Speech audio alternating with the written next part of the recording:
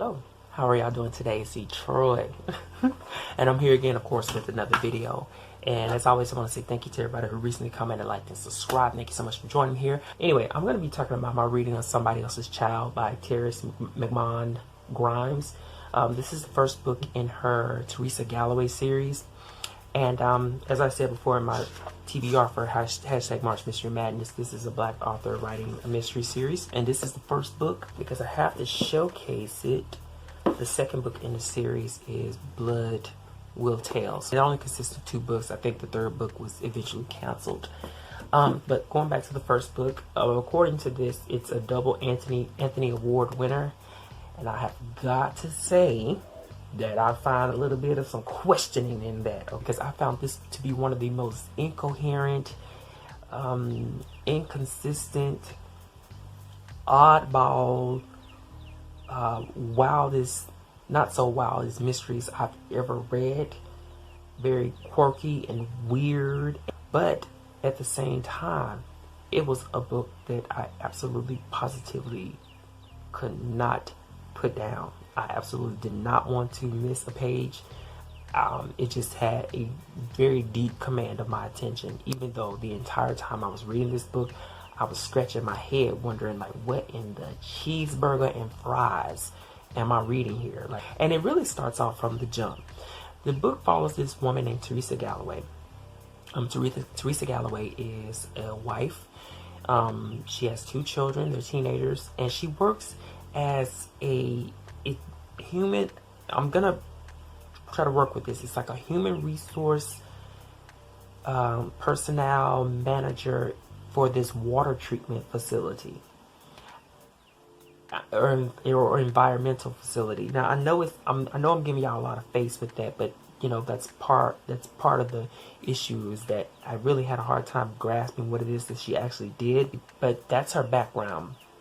And she had an older sister who passed away, and I think she had a younger brother who moved to Germany, got married and moved to Germany. But her father passed away, and her mother is like a key central person in her life, to the point where the biggest running theme of this book has to do with how Teresa neglects other areas of her life, including her job, including her family, to be there for her mother, who is, if you read the book, is basically a manipulator. And that's how the book jumps off, as Teresa is here. She is asleep at 2 or 3 o'clock in the morning when she gets a phone call from her mother. And her mother is begging Teresa, you know, please come out here, come to the neighborhood, because across the street from her mother's house, there's this other elderly lady that, you know, that she's friends with. And the elderly lady named Miss Turner allowed her granddaughter, who has addiction problems, as well as her great-grandchildren, 2 twin girls and 1 young 9-year-old boy, to live with them. But Teresa's mother is so invested in the activities surrounding this woman's house, that here she is at 2 and 3 o'clock in the morning, looking out the window, watching the house, as Miss Turner's granddaughter, who I said is a drug addict, is, you know, using her time running in and out of the house. But for whatever reason, Teresa's mother is triggered by this, and she decides to call Teresa to get involved. And that's when they go into the house and find Miss Turner laying in a soiled bed with the 2 twins, as well as her great-grandson sitting, you know, up underneath the covers with a knife, as if preparing to defend the family. Immediately off that, I wasn't quite sure what the author was trying to portray or give to us as the readers, you know, with the soiled bed and the grandchildren and stuff. The underlying notice here is that Miss Turner is ill. So they end up taking Miss Turner to the hospital, and then Teresa's mother takes on Miss Turner's great-grandchildren while, you know, her granddaughter's out, you know, running around the streets doing drugs. So at one point, Miss Turner ends up returning back home.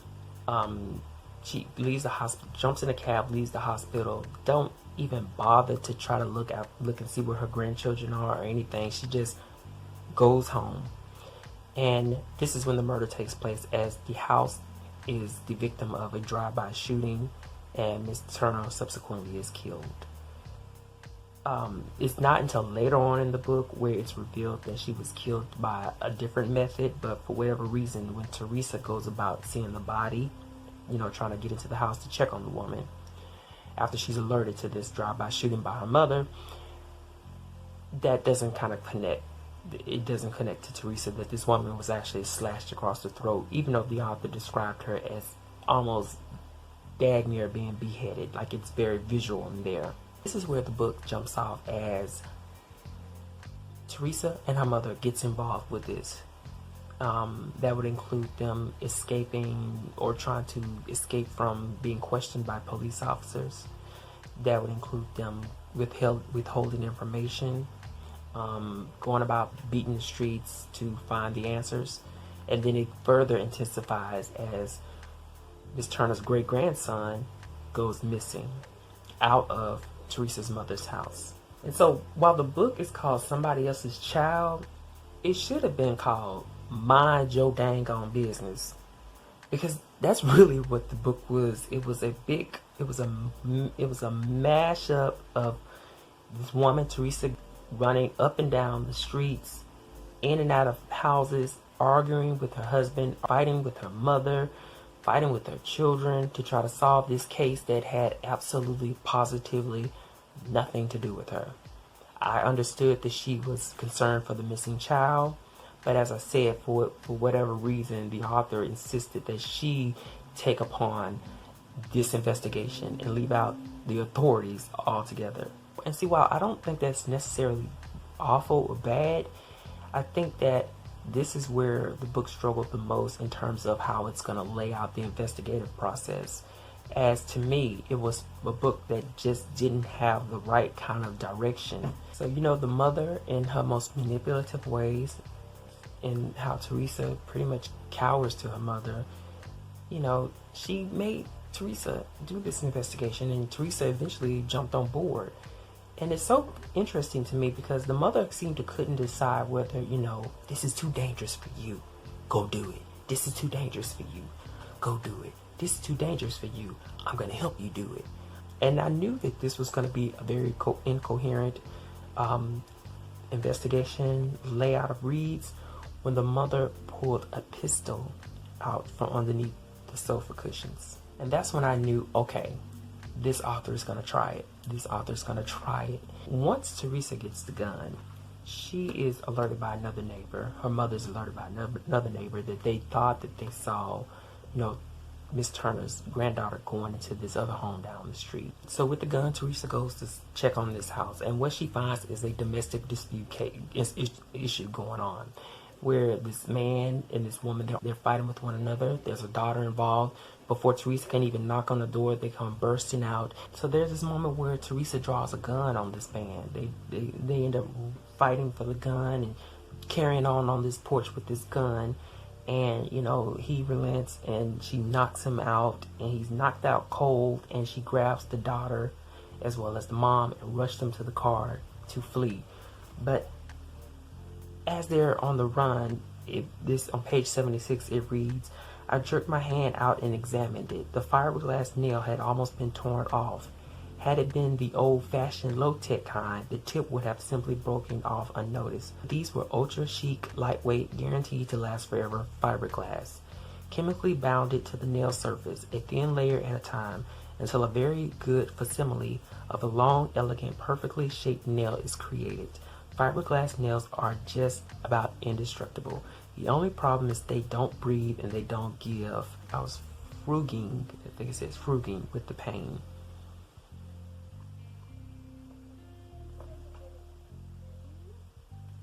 See, this is when my antennas start to go up. I was like, why did we just take a paragraph to talk about fingernails after she's been in this altercation with this man in which they were fighting for control of this gun that her mother gave her, about to shoot each other. A guy that she ended up managing to knock out. And then here she is on the run with this woman as well as her daughter heading toward the hospital. And then the thing about that is that scene, that incident had absolutely, positively nothing to do with the core backbone initial investigation of her looking for Miss Turner's granddaughter and great-grandson. It had nothing to do with it. I understood what the author was, maybe highlighting there, but it had nothing to do with the story. The characters presented in that particular scene had nothing to do with the story. I think the mother showed up way later on in the book and provided no information. It had nothing to do with it. Nothing to do. It was Teresa once again getting involved. But I think that, if it had something to do with the story itself, the investigation, okay, we could have made that work. But because it didn't, it just seemed like the author just kind of wanted to put that kind of scene in to coat Teresa as this street savvy, badass hero. And that's kind of how a lot of the scenes and areas of this investigative process, Teresa's investigative process, went. And it was just this incoherent linking of different scenes and matter that just didn't always seem to connect. One other example is, you'll probably be concerned, well, what happened to Miss Turner's daughter? The one who gave birth to the drug addict, Miss Turner's granddaughter, and then her subsequent great-grandson. But you would think that would be a question that's asked and sought out and investigated upon very early on within this book to help them find, Teresa find the missing individuals as well as who killed Miss Turner. They don't address that until way at the end of the book. Way at the end. And I'm asking myself this in the very beginning. So that's just another thing. It's just like, while I was reading the book, I kept asking myself, where exactly is this going? Where is this going? I just felt like it was the author plotting in these different little scenes that try to highlight certain areas of Teresa. And another frustrating thing I have with this character is that although she had this high power or position in her job, she was managing equality rights or something within the workforce, she constantly kept calling out of work. She left work, she called out of work. She left work, she called out. All the time, over and over again. I was hoping that the author would utilize much more of her position in this job to help influence the investigative process, but she might as well have just been a housewife. It was very disappointing to see. Another area is when Teresa got the gun, her husband was trying to teach her how to take the gun apart to clean it out. For whatever reason, that's just something they wanted to do. He wanted to show her how to, if you're gonna have a gun, then make sure how to clean it out. I'm like, now? So they went through the process of doing it, and she was tired. She's like, I don't want to even do this anymore. So they put all the gun pieces inside of a Ziploc bag. And then and I already knew this was going to happen because she didn't mention it again. But she put the gun in her purse, the parts of the gun in her purse inside of a Ziploc bag. At the very end of the book, during the final confrontation, she sat there in the dark and put the entire handgun together and didn't even fire a single bullet. The culprit was already knocked out. Why are you wasting our time? She put the gun together in the dark and the culprit was already knocked out. What was the point of giving her the gun? What was the point? I know self-defense, but what was the point? Just write the gun out. Just write it out. She didn't need it. She didn't need it. Me, that's just something to add to it. There was no utilization in that. So, it's just like, okay, I guess. And here is another part that got me. So, Teresa and her mother, they decided that they were going to pay a gang member off who had a vendetta towards Miss Turner's great granddaughter, the drug addict, gangs, drugs, etc. She owed him some money. So they decided that they were going to pay him off to have her be, removed from this street debt, even though they hadn't even located the woman.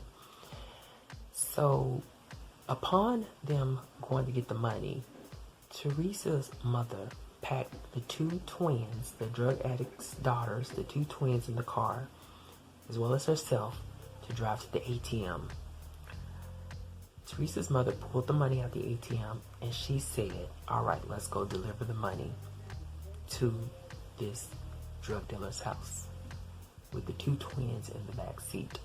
The drug dealer that they suspected murdered Miss Turner. And here's the kicker. Teresa said, no, I'm gonna go to his house by myself. I'm gonna take you home. I said, why did she even take her to the ATM in the first place? Why did she even get in the car in the first place? But she's like, look, I'm gonna take money myself. And you know what the mama said? The mama said, how are you gonna deliver the money to the drug dealer house when I'm the one that has his address?